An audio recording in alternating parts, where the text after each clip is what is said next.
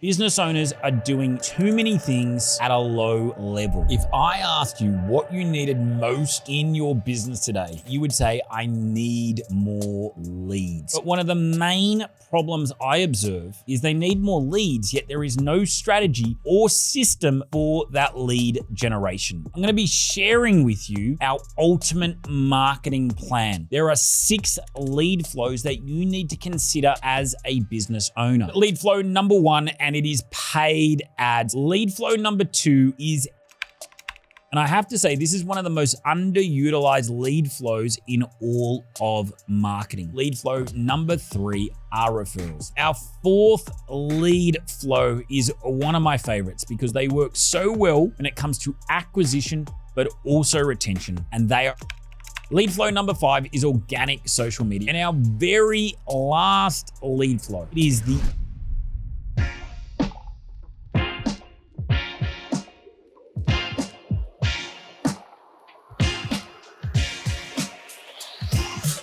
If I asked you what you needed most in your business today, there is a good chance that you would say, I need more leads. This is the most common response we have when we speak to prospects. They often think that leads is the solution to all.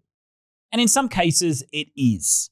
But one of the main problems I observe is they need more leads, yet there is no strategy or system for that lead generation. And that's exactly what I'm going to be sharing with you in today's episode. So welcome to Profit Made Simple. I'm going to be sharing with you our ultimate marketing plan. There are 6 lead flows that you need to consider as a business owner. Now, you don't want to do all of these at once because that will overwhelm you and burn you out. But rather, we want to adopt a foundational 3. And then we can gradually stack the additional lead flows as we have more capacity to do so. In many cases, business owners are doing too many things at a low level. This is more about mastery before addition. Let's get really good at our fundamental lead flows. My big promise for you is at the end of this episode, you have a marketing plan that is dependable, that is consistent, and that should give you a lot of confidence. So lack of leads is no longer a problem for you. Let's look at lead flow number 1, and it is paid ads. And when I refer to paid ads, I'm primarily referring to meta ads, but it will also include directories and Google ads as well. Now, why do we have that as lead flow number 1? Well, even in 2026, it is the easiest way to acquire new prospects. It is also the most scalable and predictable because we're simply just doing maths when it comes to ads. Now, there are a few fundamentals that we need to get right. Number 1, you do want to have ads that correlate with the marketing funnel. And if you don't know what the marketing funnel is, we've done a previous episode that covers it in depth. We've also done multiple episodes on Facebook ads in particular. But at the top of the funnel, you just want to create awareness. We want everybody in your local community to know who you are. If you're online, we want everybody in your niche to know who you are. And so we create an awareness campaign at the very top of the funnel. It's generally going to be videos, brand story, how you're different, and social proof. When you walk down the road, we want everybody to look at you going, man, that guy is on my feed all day, every day. And so that's called an omnipresence awareness campaign. And it's just letting the world know who you are and what problems you solve. In the middle of our marketing funnel, we utilize things like lead magnets to generate prospects for our database. Simply, we want to have fresh people that we're communicating to on a regular basis. And at the bottom of the funnel, where a majority of your budget and attention is going to go, are lead generation ads. Now, Facebook ads, meta ads, they are changing at a rate of knots. It has changed more in 2025 than any other year. probably more than every other year combined. And I've been running ads since almost day one. And so you really need to stay on top of the platform changes, the algorithm changes, how important the creative is. In 2026, there's going to be a game of creative. How can your creative, i.e. your videos, your graphics, stand out? Because you will be rewarded for doing so. It's a key skill. It's a skill that you need to spend at least an hour on every single day if you want to generate a lot of leads via Meta ads. If you don't want to, that's okay as well, but you're going to have to outsource it to somebody who is an expert in that space. This is the very reason why our agency doubled in 2025, because it has got more complicated, yet it is the most effective way to generate awareness, database growth, and lead generation. Now, I will say this as an aside point. A lot of people will come to us going, hey, can you just generate a lot of leads for us? And we can do so. It's not that hard because this is what we're experts in doing. However, all the leads in the world won't matter if your offer is no good and your sales and follow-up system is not optimized. So keep that in mind with Meta ads. They are the lowest quality of all of our 6 lead flows in terms of the lead quality. But they are the easiest way to amplify volume. So we have paid ads as a foundational lead flow because it's easy to scale and it's very effective when it comes to generating high volume. Lead flow number 2 is our database. And I have to say, this is one of the most underutilized lead flows in all of marketing.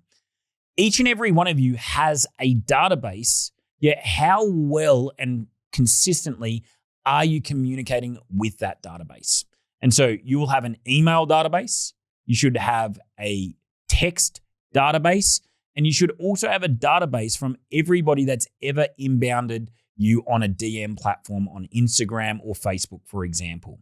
Now, there's a few keys that we want to get right with database marketing. Number 1, we don't want to just put offers out to them, but rather what we want to do is we want to nurture that database. We want to build trust. We want to build a connection. We want to build a rapport. And the best and most effective way to do so is to deliver value through your content. It's why I do this podcast. I share this podcast with my database every single week. I want to make sure that I'm giving results in advance. I don't want to just be asking for a sale all the time. Now, consistent database marketing is now easier than it's ever been through the power of AI. And a quick digression, you can create a custom GPT content wizard. This is something we teach our clients that enables you to create quality content in your very tone of voice within minutes. And so now there's no longer an excuse that I don't have the time to nurture my database. It's never been easier than what it is in 2026. So the first thing we want to do is nurture that database through weekly content that delivers value and solves problem and enters the conversation in the prospect's mind. The second thing that we want to do is we want to execute what we call a war plan. And what this is it's simply an offer to our database each and every month. And you want to subdivide or categorize your database. You should have prospects and ex-clients because the way that you communicate is going to be very different. You're also going to put very different offers in front of them. So every single month, we're going to have an offer to our prospects. We're going to have an offer to our ex-clients. We're going to deliver that via text, email, and DM. And through this, I guarantee you're going to add several new clients each and every month. You see, lead flow number 1 was Meta ads. And the reality is this, you're only going to convert about 15% of your leads on Meta ads into paying clients. So there are 85% of leads not purchasing from you yet. That's why we put them on the database. We grow the connection, and over a period of time, more and more of them will commit to your products and services. This way, we get the most effective ROI from our paid marketing, and it's a beautiful complement. Fundamental lead flow number 3 are referrals. And when I speak to business owners, they would all like more referrals, yet struggle to get them at a consistent rate. And the reason is very simple. In most cases, they don't have a system. So the first thing that you need to do is you actually need to earn the referral itself. Have you delivered a quality product, a quality service, a transformation that the prospect actually wanted? The second thing that you need to do is you need to ask for it. And this is where 95% of businesses fall short. They don't have a bulletproof system.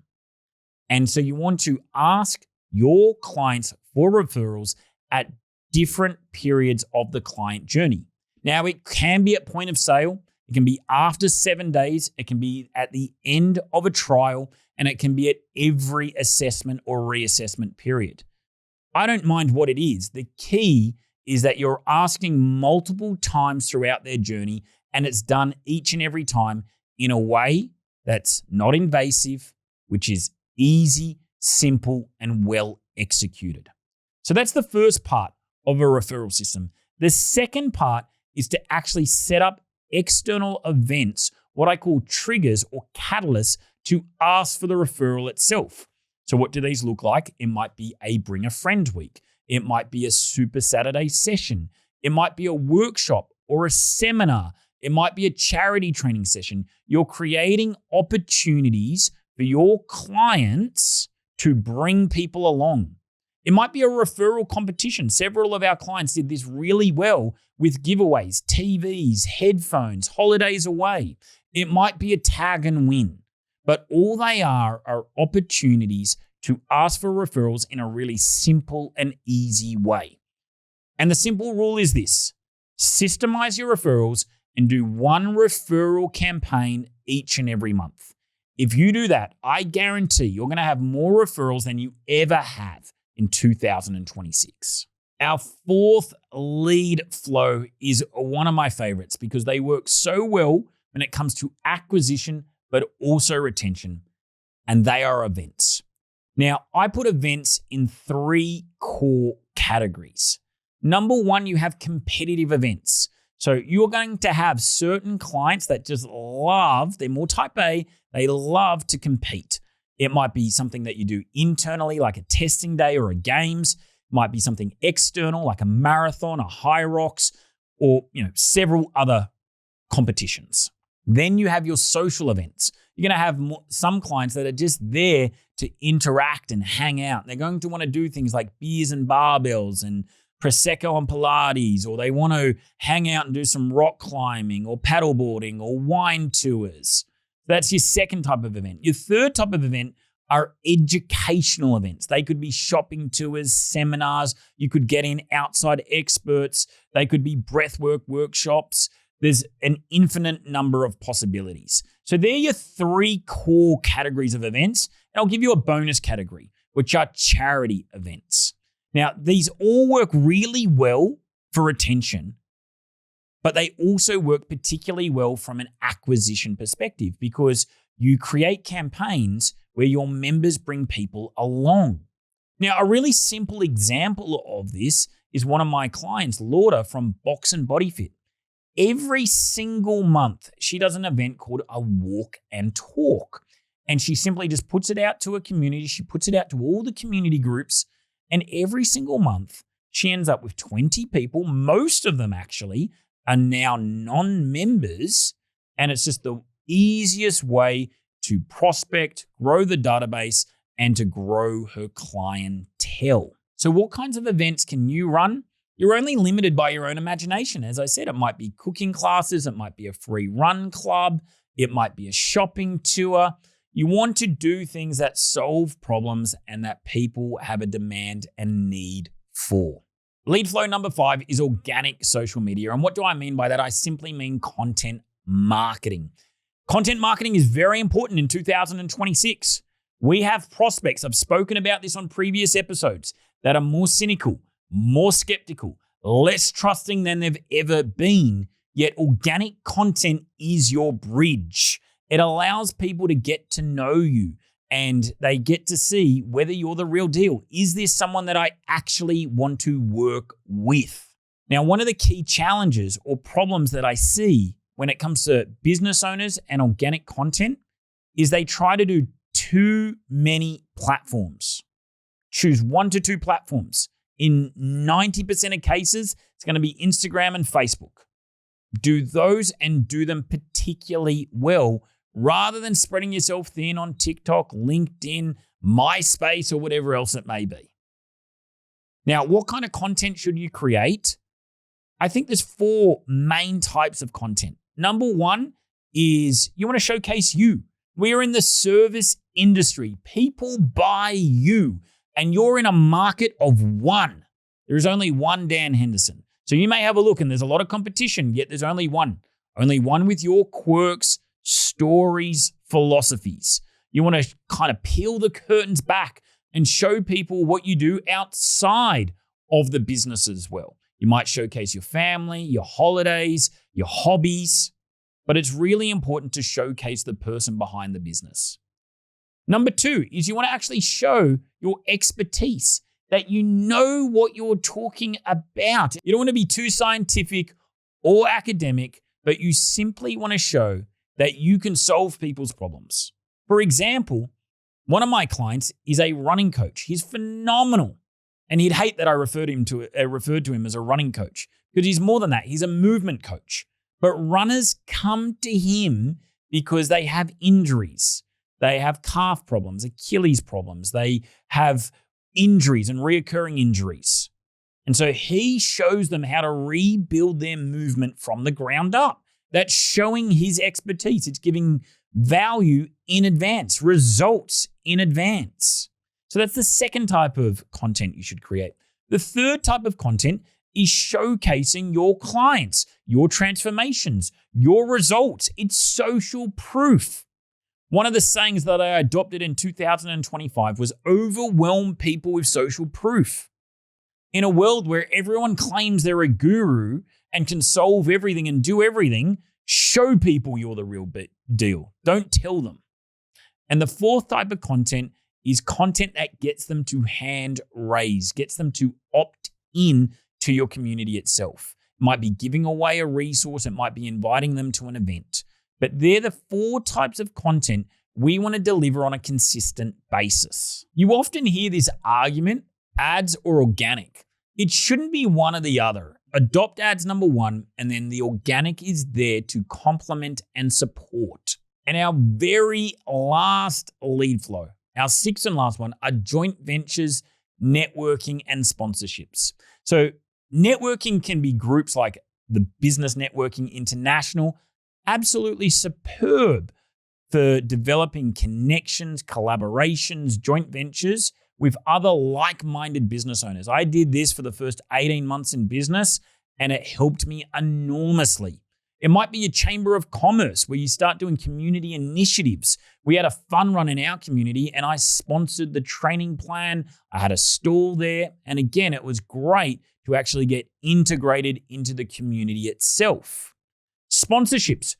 We had Connor Pedersen on this podcast talk about the importance of sponsoring local sporting clubs and how powerful that can be. He added almost 100 members in 10 months to one of his new spaces through connecting with local sporting clubs and giving them a great incentive to use his facility. It also includes partnerships with allied health practitioners. When I had my first studio, I had fantastic relationships with the local acupuncturist, physio, chiropractor. I'd train their team. I'd deliver education. I'd bring them down for education. And the referral network was insane. And then the last one is local businesses. Can you do lunch and learns? Can you do corporate health programs? There are so many opportunities in this space. So the ultimate marketing plan includes these 6 lead flows. And you might be going, okay, that's fantastic, Dan, but where do I possibly start? And in most cases, not absolute, not all, but in most cases, you're going to start with paid ads, database marketing, and referrals. You're going to get some incredible results from those 3 alone. And you might not need to adopt a fourth. If you were, the next one would be organic marketing, but it's quite time intensive from an initial perspective. Now, there's a very simple rule in marketing. I shared it in our last episode. You might not need 6 lead flows. I've got many businesses doing well over $1 million a year, in some cases doing several $1 million a year, and they've only got 2 to 3 key lead flows. And so the rule is this: if you want more leads, you can do more of an activity. Instead of spending $40 a day on ads, I'm spending $80, I'm spending $100, I'm spending $150. Instead of sending 1 email a week to my database, I'm sending 1 a day. Instead of asking for referrals once every 4 weeks, I'm going to ask for it twice. Or you can adopt a lead flow. It's always easier to do more before you add new. So keep that in mind. We also want to make sure that these lead flows are systemized, they are optimized, and they are delivering a great result before we add a new one. So what are the next steps with this ultimate marketing plan? The first thing I would do is, number one, determine a target. A lot of the time people say, Dan, I need more leads. What is more? That's a nebulous term. How many leads do you actually need to accomplish your growth target? Number two, I would set some KPIs for those lead flows, and then I would track my metrics very closely. Number one, is it generating the leads? Number two, what is the quality of the lead itself? And then number three, commit to this for a reasonable time period. I'm going to recommend at least 90 days. Again, in many cases, I'll get business owners come to me and they go, Dan, paid ads don't work. Yet the evidence would say otherwise with our hundreds of clients that are using them successfully. Yet they used them once for a week and had a bad experience. So properly commit to the lead flow and give it a reasonable time to accomplish and achieve an outcome. So there you have the ultimate marketing plan. You should never be lost when it comes to lead generation ever again. Revisit this episode and ask yourself, do I need to get better or do more within a particular lead flow, or do I need to adopt a new one? I hope you got value from today's episode. Thank you so much for listening and for watching. I appreciate you.